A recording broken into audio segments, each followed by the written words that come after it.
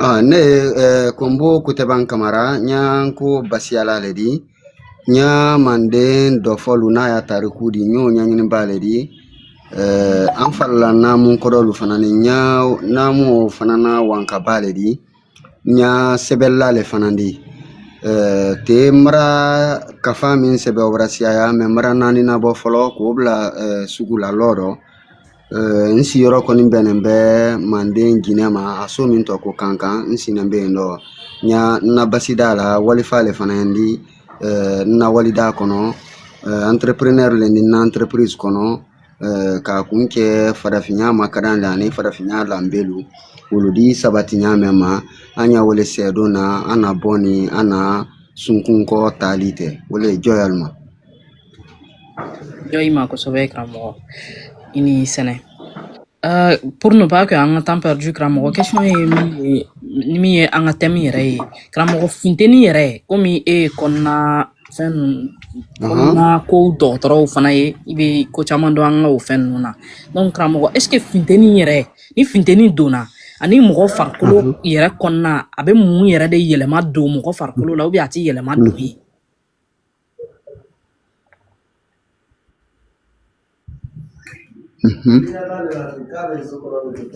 Aywa hotep voilà mamuso la ɲininkali o ye ɲininkali ɲatɔnɔmaba le di min ka kan ka ɲafɔ mɔlu ye a faamu kamasɔrɔ funtani ne dɔ da fɔ ma ko tara ale ye tuma le di mɛn ye ko siyama ɲala fadikolo ma mɛn ye ko siyama fana tiɲɛna mɔ fadikolo ma wɔrɔ o sila o fɛ i b'a funtani ko ma fɛnɛ an y'a ale waati le dɔɔni bon a ye ko min ɲala fadikolo ma o fɔlɔma ye mɛn de wele a di fadi mɔdiya o kɔrɔ ye le k'a di fadi yɔrɔ dɔ filen k'olu bɛɛ kama tara min ye bɔla fadi la wari o ye nɔ dɔ le yelenna k'a bɔ fadi kɔnɔ puisque fadikolo kɔnɔ la jeli bɛ yen dɔ tulu bɛ yen jɛn ye yen dɔ fana ni nama fana bɛ yen dɔ mɛ ni nɛnɛ nara nɛnɛ ye nama wuli min na ka lasunɔ bon ni tara nara tara banna a ye wuli yelenna a di to bɔla ma wolu fɛ a fɔtɔ min ma ko fadikolo les pores de peau a di to bɔla olu fɛ o rɔ wele kɛla sababu di fadi sobol ni fadi bulu olu di bonya olu di fanka sɔrɔ ali di ban ali di saniya a ye wele ɲala mɔɔ ma nka ni kama fɛnɛ tara waati mɛn ye wodi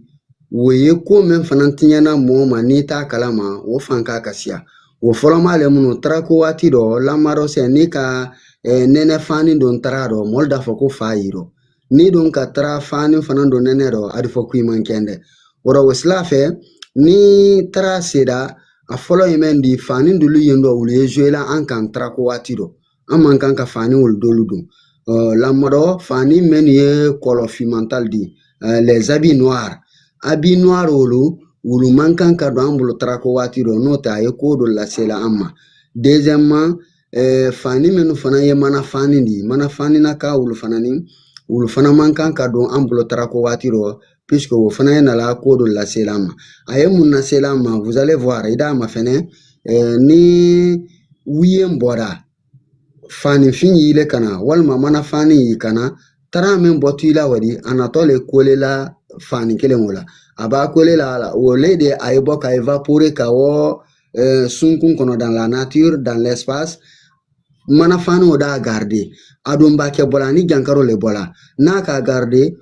tara kelen pesa o le wɔtɔ a kɔ sela i fadi kɔnɔ fana ni donc o lieu de ye cɛndɛya i dina jankaro sɔrɔ k'a kun kɛ tara la mara di i la fani bolo k'a lagi i fadi kan donc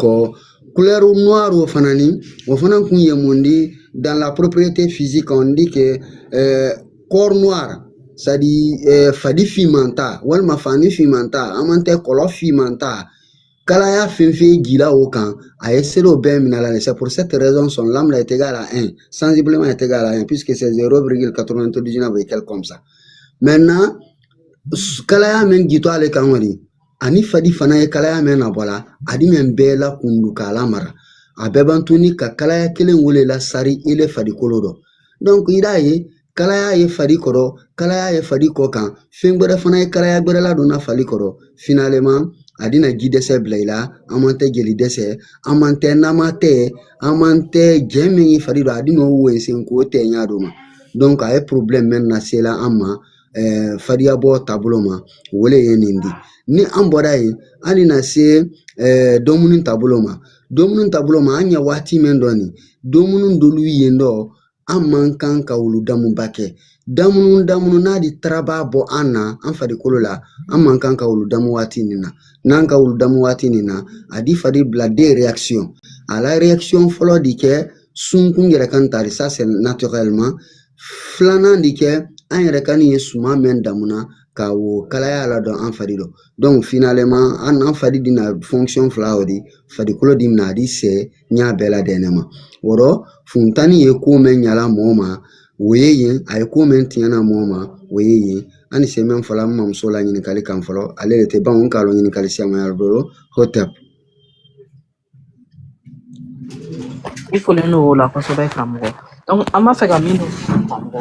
ni funteni min tan filɛ nin ye est ce que ka tile kɔngɔ la ka tile i ma ji fana min karamɔgɔ a bɛ kɔlɔlɔ dɔ lase mɔgɔ farikolo ma wa ou bien a ɲɛtɔnɔ dɔ de bɛ mɔgɔ farikolo la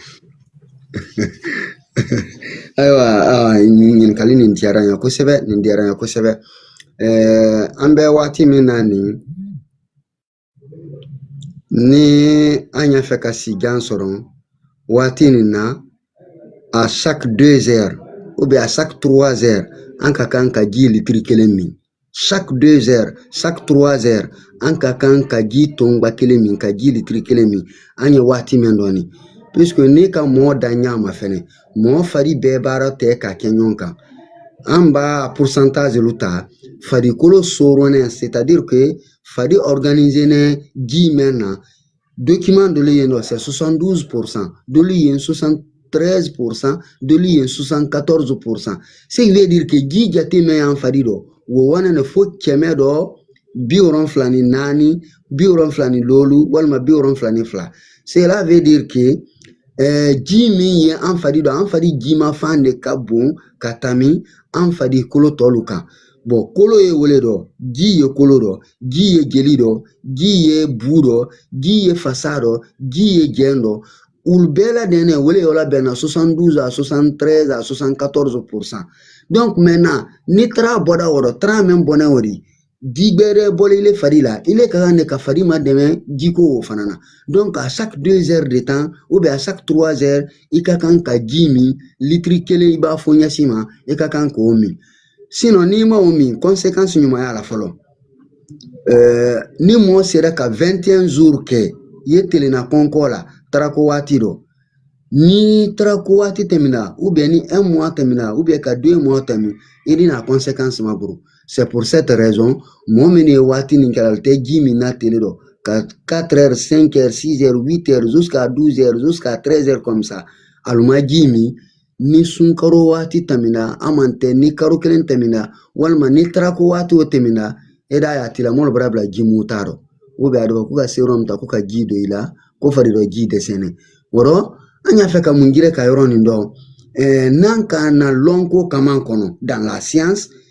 l'heure maintenant an ni ji min de ka kan a ɲa gɛrɛgɛrɛ ma a y'o exemple ta la mɛn ma aluyɛli dɔ ja ye tele kelen waati nin na i ye tele kelen kɛ 8 heures de temps i ye l'heure sen kɛ i ma ji min o kɔfɛ i wɔ ɲɛ na i b'a wɔ suna kɛ i da ye ɲɛnaji wulenin de ɲɛnaji de wule mun ye ɲɛnaji wulenna puisque ile ka kan ka soro kɔdɔ kulu les 2 reins jɔfɔ sɔn biɲɛ jeli farikolo yɛrɛ kani i ka kan ka i ma dɛmɛ ji mɛn na ji o bara dɛsɛ ni ji o dɛsɛra donc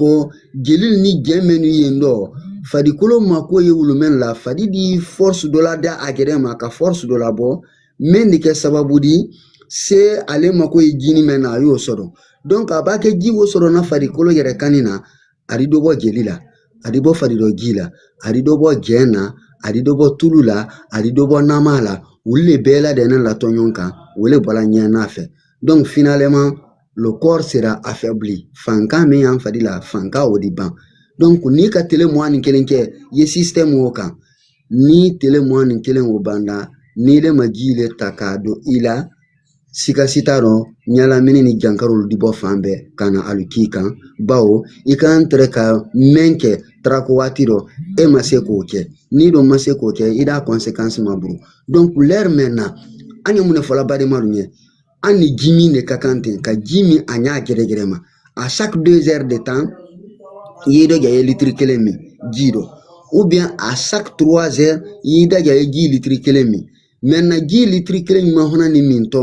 a tɛ kɛla ji glacé de a tɛ kɛla ji kudu fana de ji min ye faɲan kɔnɔ jinda kɔnɔ an man tɛ ji min ye fɔɲɔ la wele nafa ye farikolo kan waati nin na ka tɛmɛ ji glacé wulu kan n y'a bɛɛ ladɛnɛ ma bon mun n'an y'a fɛ ka mun fɔ yan dɔ ne ka l'heure se ɲɔgɔn cɛ e ma ji min ele y'a fɔ k'i ma ko ye ji suma ale la wula fɛ ji suma o i b'o ta k'o min kɔrɔ i da ye i ye wasila tara ye bɔli fari la tara ye bɔli fari la donc wele kalima i kɔrɔ a di crise di mɔɔ ma bawo sɔn ye miniminina ji min kɔrɔ o y'a sɔrɔ sɔn ta o dɔ ma a kalama ele barana kana ji suma la ji wo ka i kɔrɔ a di accélération dɔ di sɔn ma finalement sɔn joli dɔ di problème sɔrɔ wele ko sɔn n'i y'a fɛ k'a lɔn ko a man ɲi an ye da ta sisan nina muso de ye da ta se k'a si t'a kan ali b'a da si t'a kan ali ma ji k'a rɔ foyi après ka taa la mɛnɛ a kɔrɔ a y'a kɛ 10 à 15 à 20 minutes comme ça taa ye da kɔrɔ ele ban ka ji ta k'a kɛ da o kɔnɔ i da mɛn ko can a di da jeni a b'a da jeni nɛ min ye da de o de a ye do le bɔla o la a y'o fɛɛrɛ le doni doni donc an fana b'a ji suma ta k'a lajɛ farikolo kɔnɔla kalaman kan a ye action sugu le kɛla c'est pour cette raison bi an na mɔgɔ fanba bɛɛ bara kɛ min b'a wele kuma la ko gastrique ye n na duodenum ye n na duodenatale ye n na mais bɛɛ y'a ma kasila gastrique yɔrɔ jo n bolo wele ye sisi kɔnɔla di mais gastrique ye jankaro mɛn di ale tɔ le n ko dɔ ko wura c'est pour cette raison a di se ka sɔn mina wele kosɔn mɔgɔ sɔn kun ye a dimina waati bɛɛ dɔ wɛrɛ tɛ a lasela an ma de min y'a lasela an ma wele ye an b'a to damunu na an ye suma min kan k'o damu suma o kalama an de ba ji min sinan da fɛ ji o sumanen o mɛ ji o ye ji glacé de di donc i b'a fɛn kalaman ni fɛn sumanen basan i fari do i kɔrɔ a di da bɔ i fari do maintenant o ye sɔrɔla fari yɔrɔ jo ma wele ye da kɔnɔla di après kana sɔnkun mina wele kosɔn sɔnkun bana ye mɔgɔ siyamana an dɔ wele même b'a se 50 à 60 ans dɔ i da mɛn ko tension y'a la a la tension ye yɛlɛla le ou bien a la tension ye jila le ou bien dimi ye sisikun na bɛɛ bɛra kɛ gastrique tɔ di mais k'a sɔrɔ an yɛrɛ kan de ye a lasela an ma wele kosɔn waati nin na an ni mun de ka kan wele ye ji min di a ɲa gɛrɛgɛrɛ ma ani yiriden nu damu a ɲa gɛrɛgɛrɛ ma yiriden jima lo lamara o min mankoro n'a ɲɔgɔn dɔ lo waati nin na wulumɛn ni yen dɔ ji ye wulumɛn dɔ an ka kan ka wele damu a ɲa bɛɛ ladɛnɛ ma l'heure nin fana na an na damunu ka kan ka kɛ waati jɔn wele ye tele dɔ la di an ka kan k'an sɛbɛ don damunu na tele dɔ waati na ka tɛmɛ sufɛla kan wele nafa ye an fari kan dini ka damunu b'a kɛ su dɔ wele kosɔn waati min b'a se ko taa mɔgɔ la action di ma fali a dina freke siyamana se an ma an na damunu de kɔnɔ bawo tendance le yɛlɛmana y'a dɔ ma tendance b'a yɛlɛma 1 mois 2 mois b'a tɛmɛ kɔrɔ i da ye les hôpitaux a bɛɛ bara fa jangarotɔl la dɔ wɛrɛ tɛ an yɛrɛ kan d'a kɛla bawo an ma baara lɔn ko la n'a ye science di an baara ni mɔlu dadɔ kan de la min nafa t'an kan ba kɛ donc n bara janya kuma rɔ mais n sewane ne mamuso la ɲininkali la k'a kun kɛ mun di puisque a nɔ ɲininkali min dila ma n lɔn ko le puis an ka kan k'a ɲɛfɔ fadafina mirindi an man tɛ duɲɛ mirindi y'a ɲa ye quoi min ye tuɲa di an ka kan ka baara o le la ni an baara da o la an na kɛndɛya ni an na simaya o de se tɔlan bolo hotep o tɛ karamɔgɔ vraiment i ka nin jaabi ninnu an y'a faamuya kosɛbɛ karamɔgɔ i kumana sisan en général donc karamɔgɔ ne bɛ fɛ k'i ɲininka min na o ye mɔgɔkɔrɔbaw fana ta fanfɛla ye parce que bi n'i y'a ye an ka mɔgɔkɔrɔbaw cɛkɔrɔba fara musokɔrɔba kan olu fana caman bɛ yen u fana jijalen don tile kɔngɔla ni tile minɔgɔla karamɔgɔ donc ni i yɛrɛ dun bɔra k'a fɔ cogoya min na ni si sera âge dɔ ma anw fɛ yen nɔ ka se san 50 ka yɛlɛn o sanfɛ i ni bana sugu bɛɛ bɛ ɲɔgɔn na donc o bana in bɛɛ b'i la kuma min na k'i ka tila tuguni ko ka kɔngɔ la muɲu ko ka minɔgɔ la muɲu k'o ka ɲi i farikolo ma karamɔgɔ e yɛrɛ hakilina ye mun ye dɔgɔtɔrɔya ta sira fɛ o ko in na karamɔgɔ. Voilà. O diyara n ye ne dɔgɔtɔrɔya taasira fɛ ni ka ala kɔlɔsi fadi ye masɔla fɛn min la c'est-à-dire fɛn minnu tɔnɔ ye farikolo kan o tɛ sɔrɔ na fɛn si wɛrɛ dɔ damunu ni ji kɔ o ti ye jeli min ye an fari dɔ ka jeli walasiyaya damunu ni ji le b'a kɛ ji min ye an fari dɔ ka ji walasiyaya damunu ni ji le b'a kɛ nama min b'an fari dɔ ka walasiyaya damunu ni ji le bɛ a kɛ faribu min y'an kan k'o lasiyaya damunu ni ji le b'a kɛ golo saba min y'an kan n'an ye kan golo ni dɔbolo ni kɔrɔbolo de les dermes endoderme hypoderme o saba min ye o de ka walasiyaya ka baraka di olu ma dɔ wɛrɛ si t'a kala fo damunu ani ji mais gɛni ɲɛnu mamuso la ɲininkali jaabi ne ka farafin na kɔrɔsi an ye damunu kɛla en quantité mais an tɛ damunu kɛla qualité ma mais bolokolonya tɛ dɛ bolokolonya tɛ an m'a lɔn de sinon fɛn bɛɛ ye an bolo yan min nafa ye an farikolo kan a bɛɛ dafanen bɛ farafinna yan a bɛɛ n'i la balo kɛ farafin damunu ni dɔrɔn ni mɔgɔ min ye 1000 damuna tele fɛ ele la damunu bɛɛ dan 2000 dɔrɔn ma lamara n'a ɲa ta sɛfan ma ni le ye kɛmɛlolu ye domuna tele kɔrɔ ni balo kɛ farafin domunu ye i da ye la damunu bɛɛ dan 200 dɔrɔn ma sɛfa la bon mun na an mako ye qualité min na o ye an fɛ yan kɔrɔlen o y'an fɛ yan kɔrɔlen maintenant n b'a fɛ ka mun fɔ n mamuso la ɲininkali kan an na mɔbakɔrɔ minnu si bara se san 50 san 60 san 70 tiɲɛ ye min di dandali kɔnɔ basiya kɔnɔ dɔktɛriya kɔnɔ na mɔba wolo siman kan ka 5 heures l'heure lolu kɛ ni almafɛn do damu n'alma ji min o man kan ka kɛ mun na alu fɔni mɔ azi di wa ɲɛ fɛ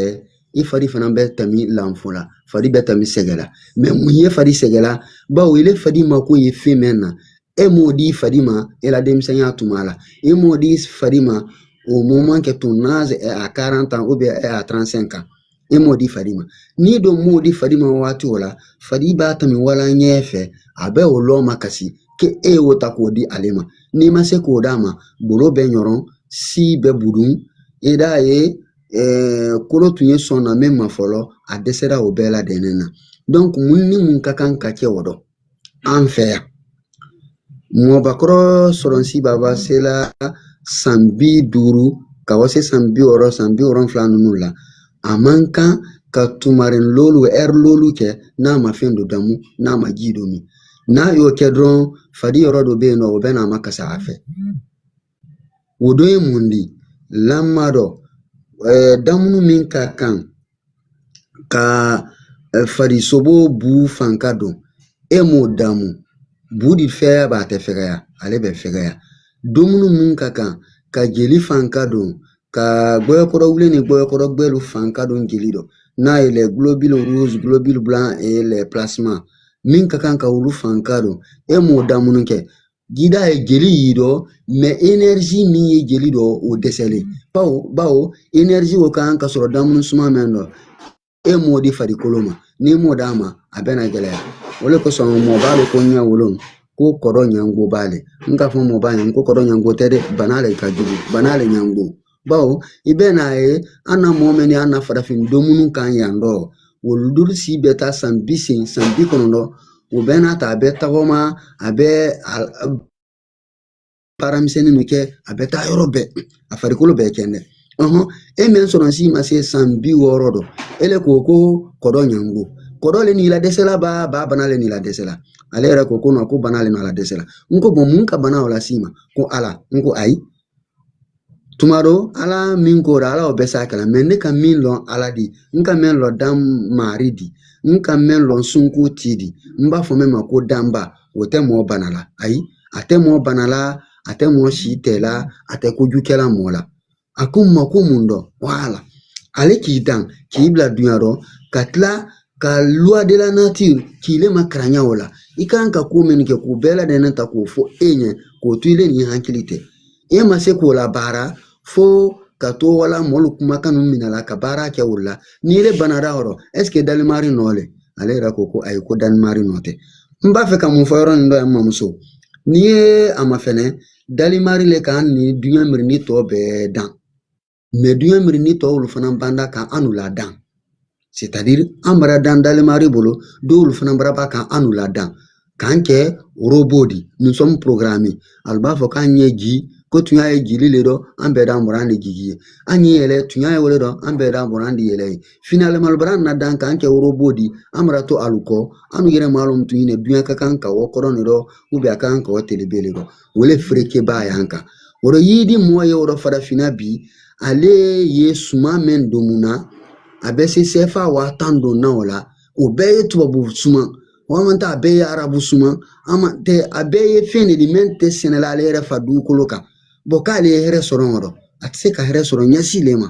donc an na mɔgɔbakɔrɔ minnu ye sɛgɛla bi a bɛra se san 60 dɔ toujours olu ye telenna kɔnkɔ la olu ye tɛmɛna jilɔ la ni taraba tele banda a mɔgɔ siaman de bɛ sa la siaman de bɛ sa la hali ɲina mɔgɔ siaman bɛ sa mɔgɔ baden de bɛ sa ba mun na farikolo mako ye mɛn na farikolo m'o sɔrɔ donc kɔnkɔla telen o ni jilɔla telen o b'a tami o lɛri b'a tami tuguni farikolo ka entre ka mɛn sɔrɔ farikolo di dɛsɛ o la ale di continuer a la dan minnu kɛɲɛ kɔrɔ kan finalement i d'a mɛn ko suda an lani tora k'a sara o bɛɛ di la ko ala le nɔ a ye ten si tɛ bana saya tɛ kɛla ni si ma ban a ye ten wuli ye kumalu le di hankilima man kan k'i toloma lɔ mɛn na nature b'a mɛn réclamer fɛ i y'o kɛ n'i k'o kɛ i di bɛ i sen ma mais n'i de k'i ban o ma mɔgɔ min k'i le la dan k'i toloma lɔ o la e b'a problème min sɔrɔ e yɛrɛ kan ne k'a laɲini wɔrɔ bɛɛ